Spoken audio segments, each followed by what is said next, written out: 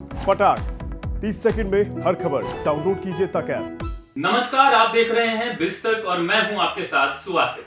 संसद में बजट सत्र शुरू हो चुका है और देश नए आम बजट का बेसब्री से इंतजार कर रहा है। आम बजट कई उम्मीदें लेकर आता है और ऐसे में आम आदमी सहित देश के कई कारोबारी सेक्टर्स को नए बजट से कई उम्मीदें हैं। ऑटोमोटिव सेक्टर उनमें से ही एक है।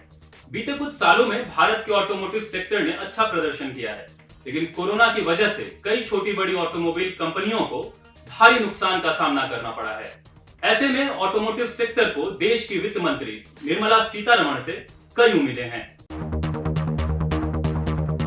ऑटोमोटिव इंडस्ट्री की पहली मांग है कि इस सेक्टर में जॉब क्रिएशन और इंफ्रास्ट्रक्चर डेवलपमेंट को प्राथमिकता दी जाए, ताकि डे टू डे ऑपरेशन में कंपनियों को दिक्कतों का सामना ना करना पड़े।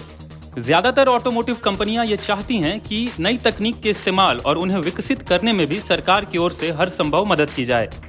सरकार द्वारा इलेक्ट्रिक मोबिलिटी की तरफ शिफ्ट होने को प्राथमिकता दिए जाने की सबने सराहना की है, लेकिन ऑटो कंपनियां चाहती हैं कि इस दिशा में अभी भी कई पॉलिसियों पर ध्यान देने की जरूरत है। कंपनियां चाहती हैं कि ईवी मार्केट को बूस्ट करने के लिए इसे प्रायोरिटी सेक्टर लैंडिंग का दर्जा मिलना चाहिए, क्योंकि इससे ईवी के लिए कम ब्याज दरों पर कर्ज मिलेगा।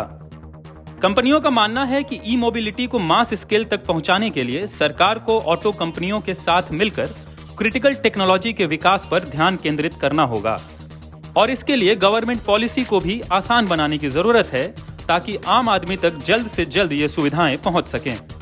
कई ऑटो कंपनियों ने टैक्सेशन स्ट्रक्चर में बदलाव किए जाने की भी मांग की है। कंपनियां चाहती हैं कि कंजम्पशन और एक्सपोर्ट प्रमोशन को बढ़ाने के लिए डायरेक्ट टैक्स में बदलाव जरूरी है। साथ ही इन्वेस्टमेंट अलायंस को दोबारा लाया जाए। जो कंपनियां 25 करोड़ रुपए से ज्यादा प्लांट और मशीनरी पर निवेश करना चाहती हैं, उनके लिए 15% इन्वेस्टमेंट अलायंस को रीइंट्रोड्यूस करना चाहिए। इससे कंपनियों को नई तकनीक और ई मोबिलिटी प्लांट मशीनरी लगाने में मदद मिलेगी। दूसरी तरफ federation of automobile dealers association यानी FADA ने वित्त मंत्री निर्मला सीतारमण से गुजारिश की है कि टू व्हीलर पर लगने वाले GST को 28% से घटाकर 18% किया जाए।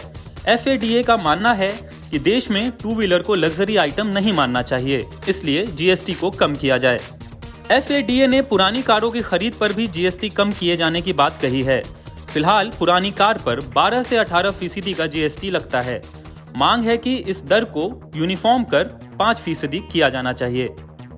आपको बता दें कि FADA देश भर के करीब 15,000 ऑटोमोबाइल डीलर और करीब 26,500 डीलरशिप्स का एसोसिएशन है। कुल मिलाकर देखा जाए तो इस बार के आम बजट से ऑटो कंपनियां कुछ बड़ी घोषणाओं की उम्मीद लगाए बैठी हैं। साथ ही कंपनियों को टैक्सेशन स्ट्रक्चर में भी बड़े बदलाव की उम्मीद है, ताकि प्रोडक्शन पर आ रहे खर्च को कम किया जा सके। इसके अलावा ई मोबिलिटी के तेजी से प्रसार के लिए गवर्नमेंट पॉलिसी में बदलाव को लेकर भी इस बजट से उम्मीदें हैं। अब 1 फरवरी यानी कल ही पता चलेगा कि निर्मला सीतारमण के पिटारे में इस बार ऑटोमोटिव सेक्टर के लिए क्या कुछ नया है।